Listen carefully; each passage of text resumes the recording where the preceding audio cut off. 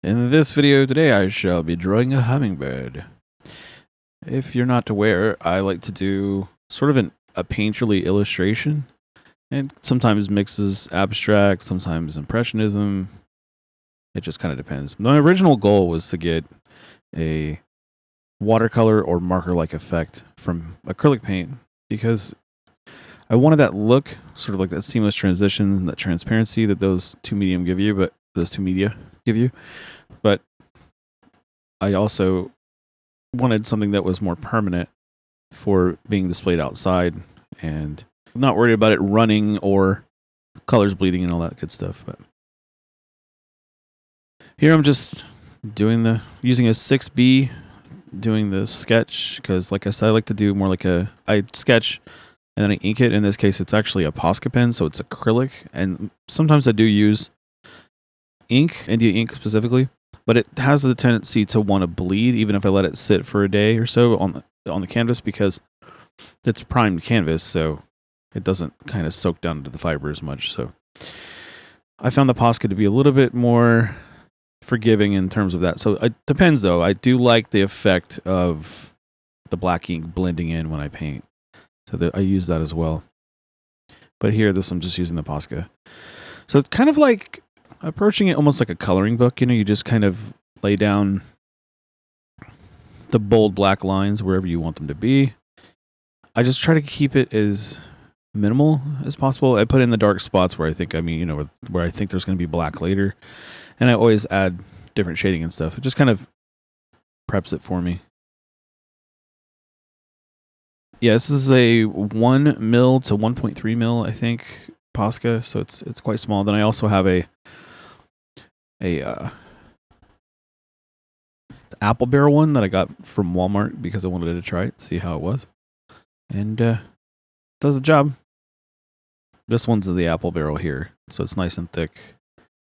For more refined stuff, finer point stuff, I use the Posca one, and if I want fatter lines, I use the apple barrel one because I think it's like a 2 mil or so. It's pretty good size.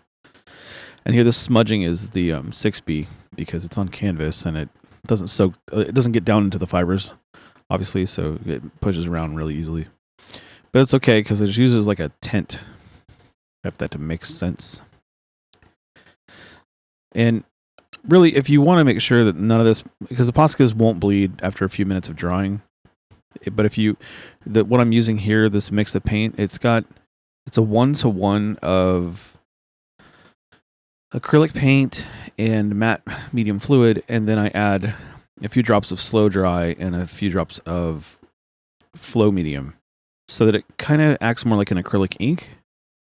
But again, I was kind of going for like a marker effect, and acrylic inks are expensive for what you get. Like I'm saying, for the amount that you get, and so I was trying to do it myself because I knew I was going to be painting a lot of large surfaces and layering a lot, and this way, if I didn't love it, I could always go back over it. So I kept experimenting with this kind of paint, and I figured out what I like, and it is very much like a watercolor or an ink kind of consistency where you can layer them, but they dry, and then you don't have to worry about them being lifted back off of the canvas. So, and I don't have to worry about them getting messed up in the rain and all that good stuff. Even if you seal it, I'm always concerned that the pigment might lift, and I don't know. I seal these anyway because I know they're going to be outside. Not necessarily in direct sunlight, but even in direct sunlight, I don't want to risk any of these getting faded. So I do spray them with some, I always want to say that wrong. The Comar varnish, I always want to call it Camvar for some reason. It's just a Krylon spray. It's a basic UV protectant. It's not archival quality, but then again, archival stuff is really meant to be in a museum anyway. And here, all I did originally was paint this down with a yellow toned. I think it's some kind of ochre. I think, I don't remember now. It's in my paint pack. I'd have to look. Yeah, I forgot to hit record there, so that's why it jumps. But yeah, the background's just like a yellow base with a green on top of that. So you get that yellow green, almost grassy tone. So you missed me doing most of the mid-tones. That's all you really miss, is like adding the browns and the blue and green on the bird, and then sort of the magenta and red tone of the flowers. And the cool thing about this paint too is because it's so thin, the way that I thinned it is it does, like I did there, you can use your finger and wipe it off if you don't like where it's at. And it covers really, really nicely. So like it dries fairly, you can see it drying dark there. So you do have to layer it quite a bit if you want, bright whites. But that's cool because I don't have to stress too much about like, hey, I'm going to do like a glow around the bird and then be too worried that it's going to be too bright. I don't really have to worry about that too much. And then it's cool. I really like the Poscas because they're acrylic, you can layer them very easily without them smudging, and then you can go back in like I'm doing here, and wherever I want blacks back in, I can add it with the black paint. Or you could use the pen again. It's not a big deal. I just try to use the pens just for the base drawing where I can. Sometimes I use it to cut the eye back in, and it just depends on my mood. Like if I don't have black already on the palette, I won't go out of the way to go and get it because I don't use it that often, so I don't want to have sit on my Stay Wet palette in the fridge. It will go bad eventually, even in the refrigerator. So I have been painting a lot more lately, so it's not likely that would happen, but I'm paranoid. What do you want from me?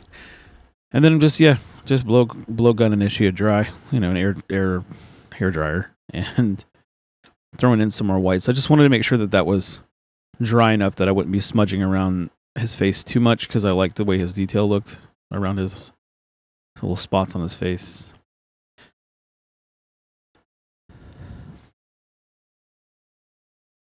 And the reference photo does have him glowing quite a bit, but I just kind of took liberty. I mean, that's the beauty of art. You do whatever you want. And just kind of pretend there's a light above and behind him.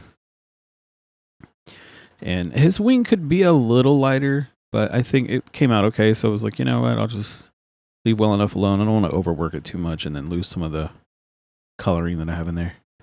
And then Payne's Gray for some of these darker toned areas is nice because you get that natural blue shading. It's much more realistic looking in my mind than just like say a pure gray or black or something like that. This Payne's Gray, if you don't know, it has like a bluish tone to it, and it helps to get more of a natural lighting effect. But I like this. Like I said, I like these paints a lot because you could just layer them much like you would a marker. Now you can't push it around as easily because it's acrylic, and despite how much medium I have in it, it still dries relatively quickly.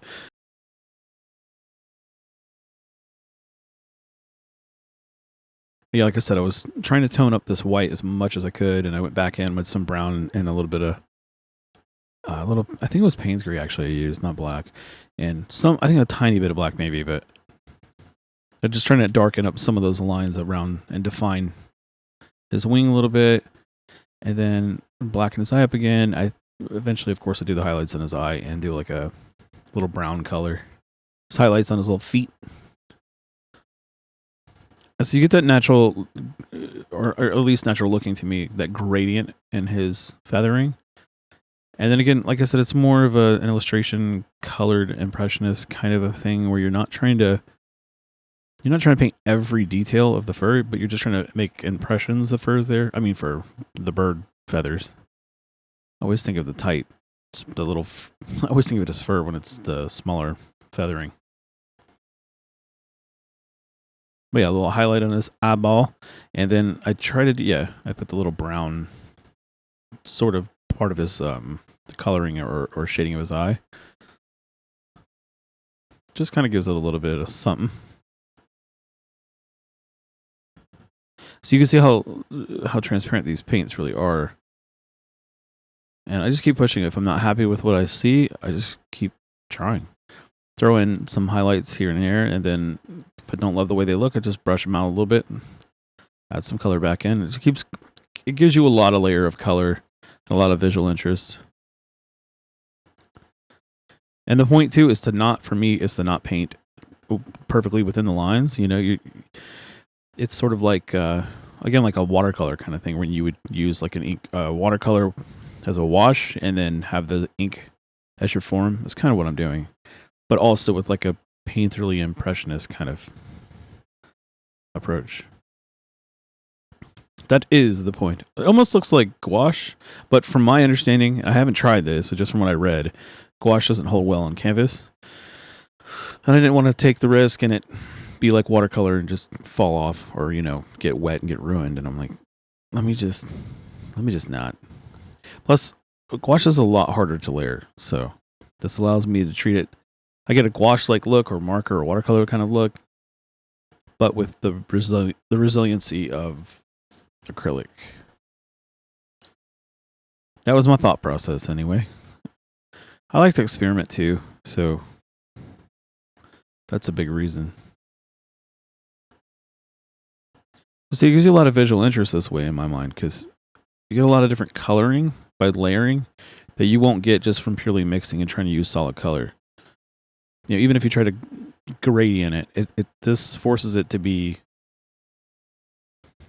like again, almost like a marker kind of effect where you can see some of the lines between the color. You can see a lot of texture in the brush. I'm never sure if I love something after I'm done. I usually give it a day or so. And if I don't just always have to love everything, but I don't always know if I like it. But this one turned out okay. Hopefully you like it. And I'm okay with it. If you liked what you saw, appreciate you hanging out, and I'll catch you next one. Peace.